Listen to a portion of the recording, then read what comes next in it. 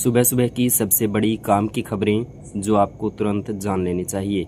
जी हां, मैं हूं जगदीश और आप देख रहे हैं HR मॉर्निंग बुलेटिन। आज की तिथि शक संवत 1948, विक्रम संवत 2083, चैत्र मास के कृष्ण पक्ष की 10वीं तिथि है।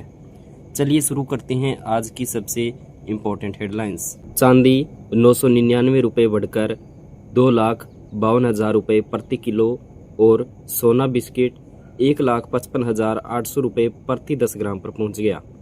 व्यापारियों के अनुसार अंतर्राष्ट्रीय बाजार के असर से सराफा में तेजी बनी हुई है, जबकि खाद्यान्न बाजार फिलहाल संतुलित स्थिति में है। चंडीगढ़ में एकजुट हुए 6 राज्यों के सरकारी कर्मचारी, OPS और निजीकरण के मुद्दे पर राष्ट्रव्यापी आंदोलन की तैयारी।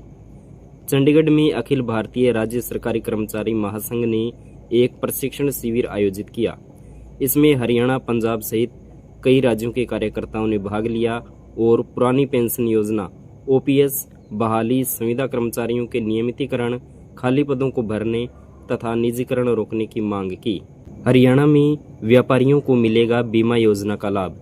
आवेदन की शुरुआत 31 मई तक रजिस्ट्रेशन का मौका। मुख्यमंत्री व्यापारी सामूहिक निजी दुर्घटना बीमा योजना के तहत आगजनी या प्राकृतिक आपदा में माल के नुकसान पर 5 से 20 लाख रुपए तक की सहायता देती है। इस योजना में पंजीकरण के लिए केवल 50 रुपए का शुल्क निर्धारित किया गया है और आवेदन ऑनलाइन पोर्टल के माध्यम से किया जा सकता है।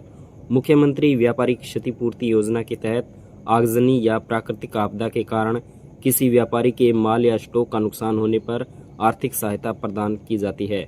राज्य के पंजीकृत व्यापारियों को उनके वार्षिक टर्नओवर के आधार पर 5 लाख रुपए से लेकर 20 लाख रुपए तक की बीमा कवर सहायता दी जाती है।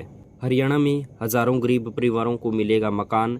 13 करोड़ रुपए की पहली किस्त हुई जारी। 46,902 आवेदनों का हुआ सत्यापन। हरियाणा में प्रधानमंत्री आवास योजना शहरी 2.0 के तहत 2,646 गरीब परिवारों को जल्द ही घर मिलेंगे।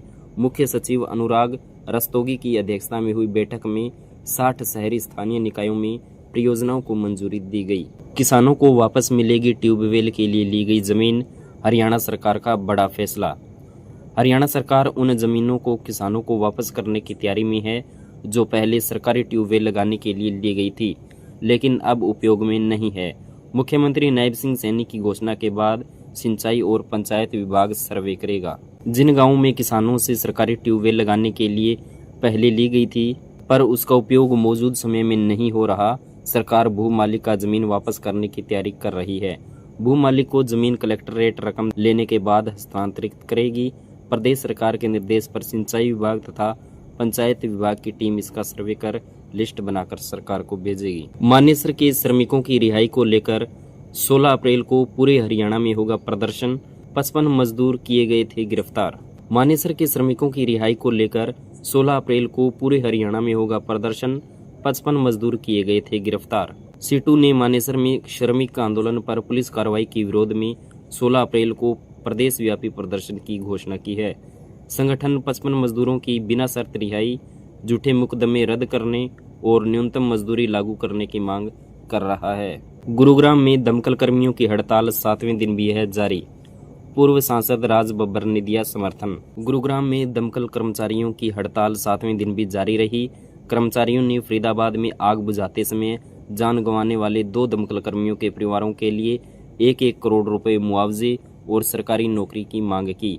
पूर्व सांसद राज बब्बर और कांग्रेस जिला अध्यक्ष पंकज डावर ने धरना स्थल पर पहुंचकर समर्थन दिया। पलवल में वेतन वृद्धि विवाद, हाईवे जाम करने वालों पर दर्ज होगा केस। फैक्ट्रियों के बाहर सुरक्षा सख्त। नोएडा में हिंसक प्रदर्शन और पृथला में हाईवे जाम के बाद पलवल प्रशासन सतर्क हो गया है। उपायुक्त और पुलिस अधीक्षक ने उद्यमियों के साथ बैठकर कानून व्यवस्था बनाए रखने के निर्देश दिए। न्यूनतम वेतन वृद्धि को लेकर कंपनियों को सूचना प्रसारित करने और श्रमिकों से सीधे संवाद करने को कहा गया है। फरीदाबाद में वेतन वृद्धि को लेकर फैक्ट्री कर्मचारियों का प्रदर्शन। 23 लोग हिरासत में लिए गए, बाद में छोड़ा। फरीदाबाद के सेक्टर 37 स्थित एक फैक्ट्री के बाहर वेतन वृद्धि और अन्य मांगों को लेकर कर्मचारियों ने दूसरे दिन भी प्रदर्शन किया। पुलिस ने नोएडा की घटना को देखते हुए मौके पर पहुंचकर प्रदर्शनकारियों को समझाने का प्रयास किया। बात न बनने पर पुलिस ने सख्ती दिखाते हुए 15 युवकों और 8 युवतियों सहित 23 प्रदर्शनकारियों को हिरासत में लिया है। आज की खबरों में बस इतना ही। दोस्तों, एक वीडियो के पीछे बहुत ही मेहनत और समय लगता है, तो वीडियो को लाइक करके और चैनल को सब्सक्राइब करके आप हमारी मेहनत का इनाम दे सकते हैं, ताकि आप तक सुबह सबसे पहले सही और तेज़ खबरें पहुंच सकें।